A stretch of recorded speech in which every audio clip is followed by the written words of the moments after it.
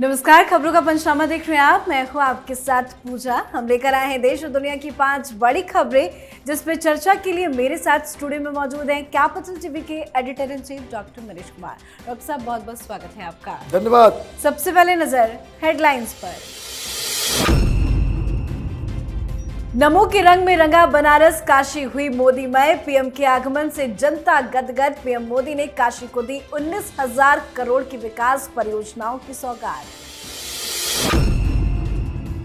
लोकसभा चुनाव से पहले चंदा जुटाएगी कांग्रेस। मल्लिकार्जुन खड़गे ने लॉन्च किया डोनेट फॉर देश कैंपेन। कांग्रेस ने कहा महात्मा गांधी ने भी जनता से मांगा था चंदा, तो बीजेपी बोली लूट का पैसा छिपाने की कोशिश।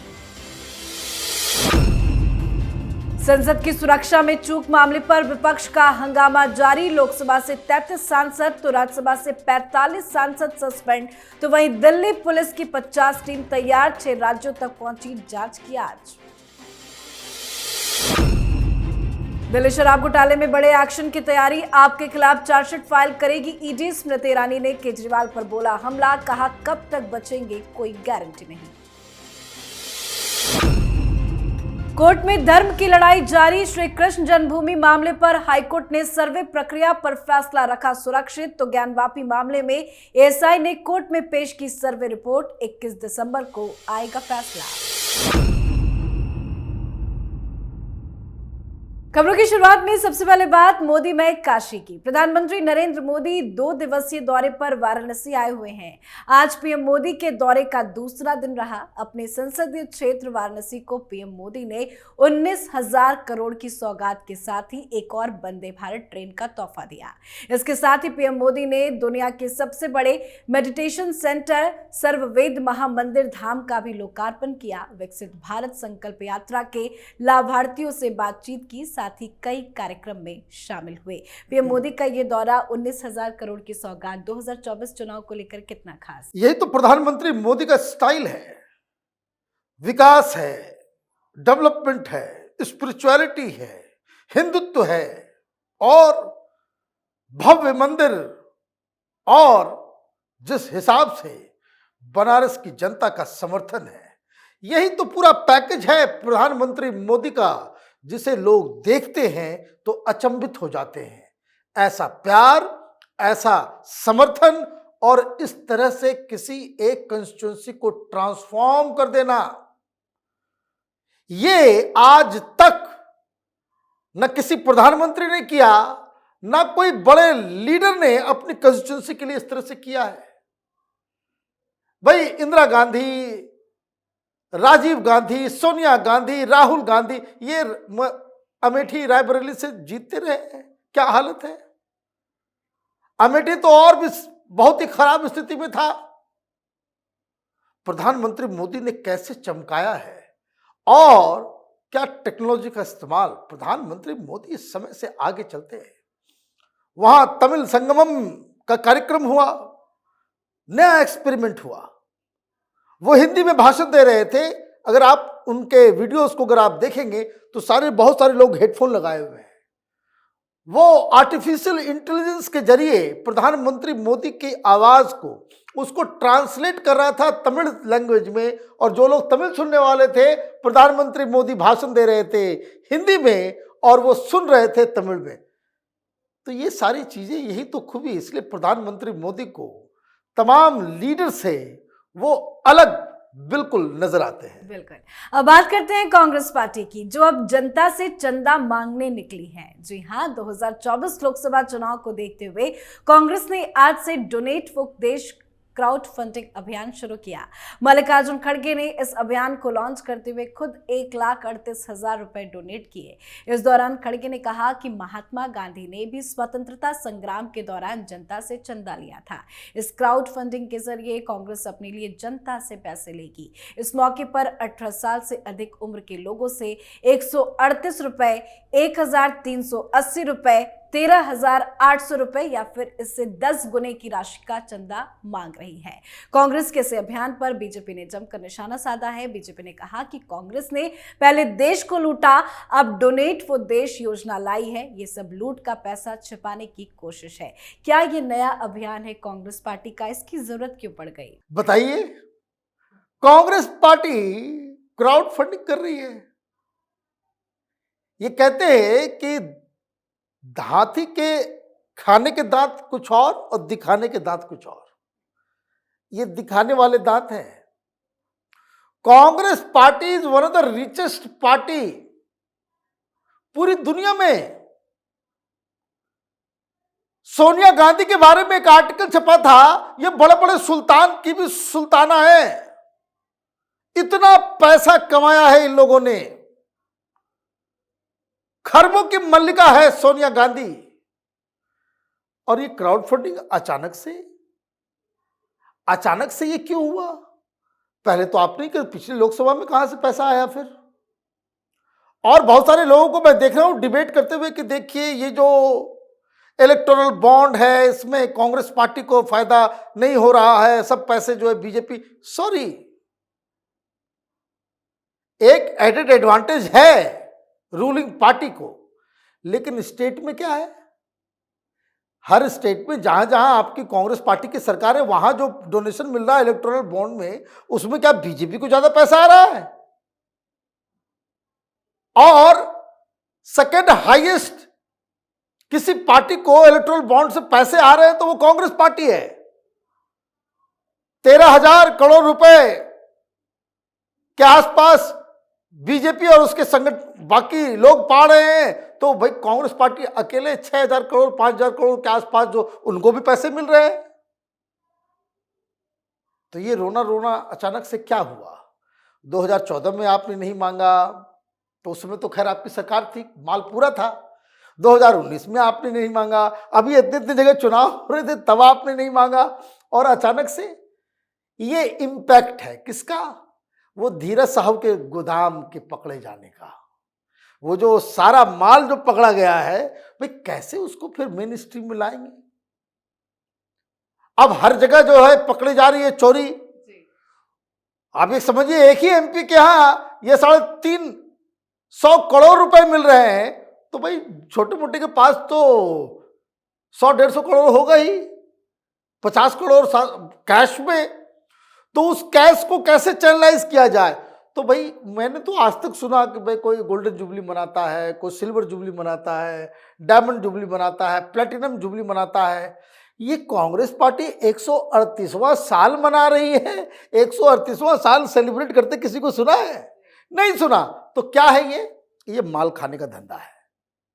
ये ब्लैक को व्हाइट करने का धंधा। 138 रुपये कोई दे तो 1380 रुपये कोई दे, तो 13,800 रुपये कोई दे, तो 1,38,000 रुपये कोई दे, या फिर कोई और आगे दे। तो ये तो कांग्रेस पार्टी जो है ये ड्रामा दिखाने वाला दांत है। कोई बिलीव करेगा कि कांग्रेस पार्टी क्राउड फंडिंग से चलती है?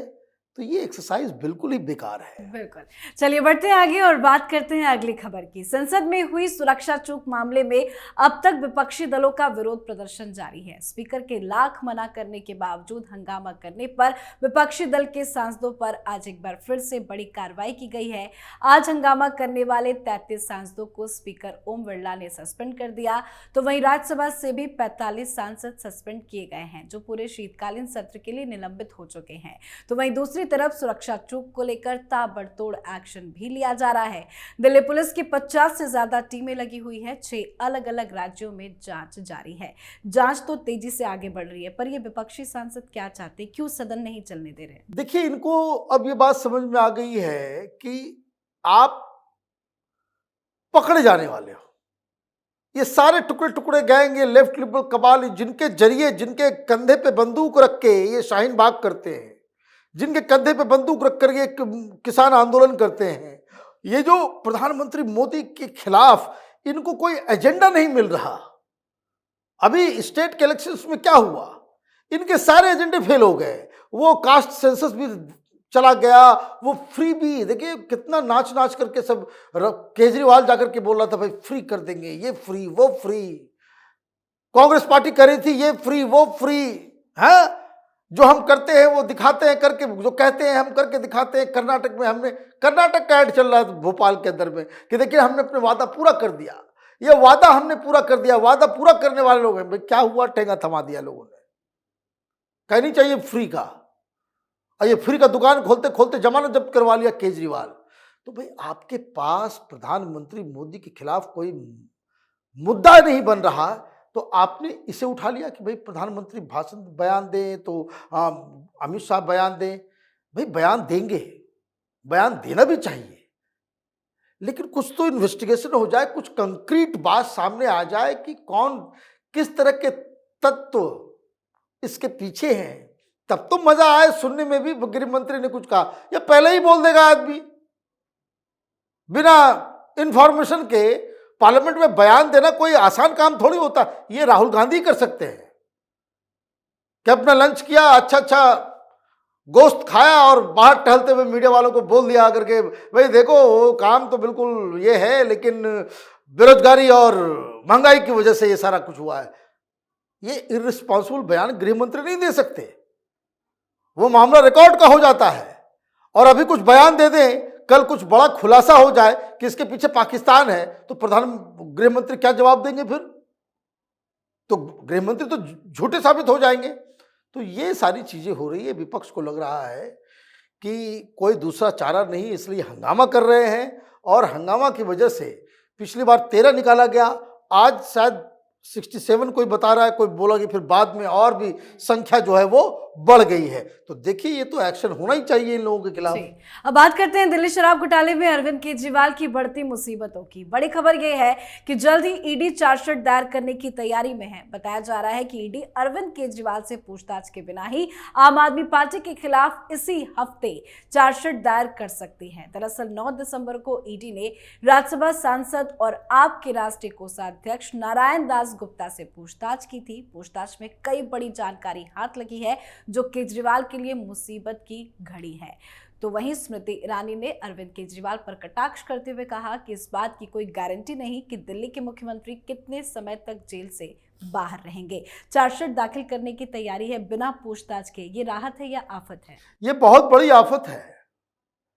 केजरीवाल क्या कहते कहते घूमते हैं, हम कट्टर ईमानदार पार्टी हैं। सबसे कट्टर ईमानदार पार्टी दुनिया में अगर कोई है तो ये आम आदमी पार्टी है।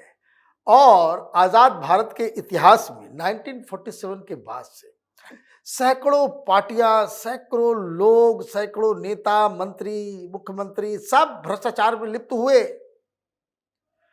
लेकिन इस राजनीति के नटवर लाल ने कीर्तिमान स्थापित किया है।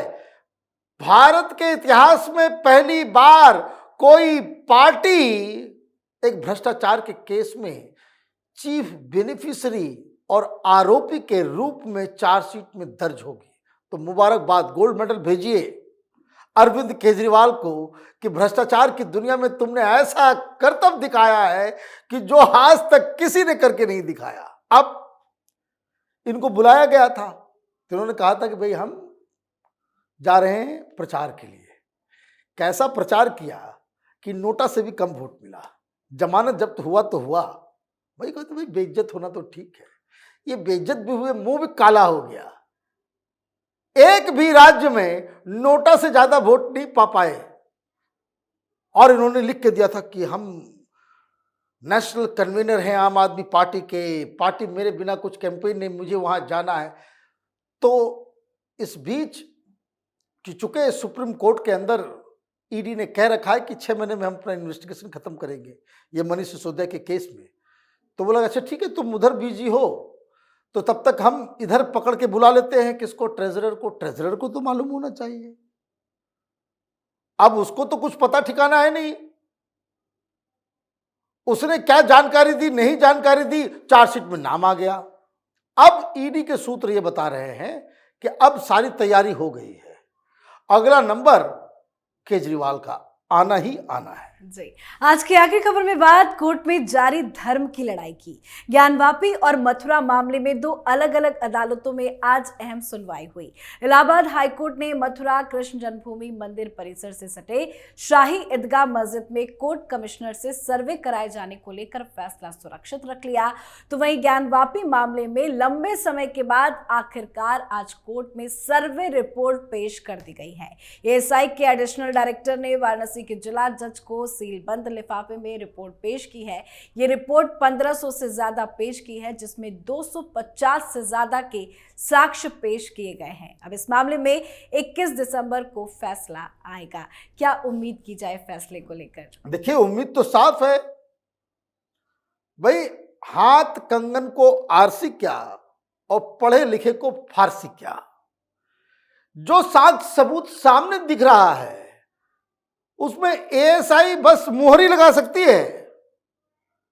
सच को कोई दबा नहीं सकता। सच की ये बुरी आदत है, देर सवेर वो बाहर निकलता ही है। देखिए, कृष्ण जन्मभूमि में भी निकलेगा अभी। भाई ये लोग गए थे सुप्रीम कोर्ट ने जब इंटरटेन करने से मना कर दिया तो इनको तो वहां पे कमिश्नर भी बनेंगे, वहां पे सर्वे भी होगा, वहां औरंगजेब का वो फरमान 1670 का भी सामने आ जाएगा। लेकिन ये जो भोलेनाथ की नगरी में हो रहा है वो तो अद्भुत है। जो हमें इनिशियल जानकारी मिल रही कि इन लोगों ने एएसआई को 200 ऐसे प्रतीक चिन्ह मिले हैं। कहीं कमल मिला है तो कहीं मूर्ति मिली है तो स्वास्तिक मिला है। उन सब की तस्वीरों के साथ, सबूत के साथ कोर्ट में ये दिया गया है। अब कुछ दिनों की बात है जब ये मसला कोर्ट के अंदर आएगा, जब उस रिपोर्ट को बाकी दूसरे जो लोग हैं पक्ष उसके साथ शेयर किया जाएगा, तब ये पब्लिक होगा। जब ये पब्लिक होगा तो लोग जान जाएंगे कि औरंगजेब वो उस तरह का अत्याचारी राजा हुआ करता था मुगलकालीन भारत में, जिसने काशी विश्वनाथ के मंदिर को तुड़वा के वहां पे मस्जिद बनवाई थी। तो ये एक बड़ी कहानी बहुत जल्द दुनिया के सामने आई। जी, बहुत बहुत धन्यवाद समझाने के लिए। धन्यवाद। खबरों का पंचनामा में आज के लिए फिलहाल इतना ही। देश विदेश की बाकी खबरों और उनके सटीक एनालिसिस के लिए देखते रहिए कैपिटल टीवी। हमें लाइक कीजिए, शेयर कीजिए और कैपिटल टीवी को सब्सक्राइब कीजिए। नमस्कार।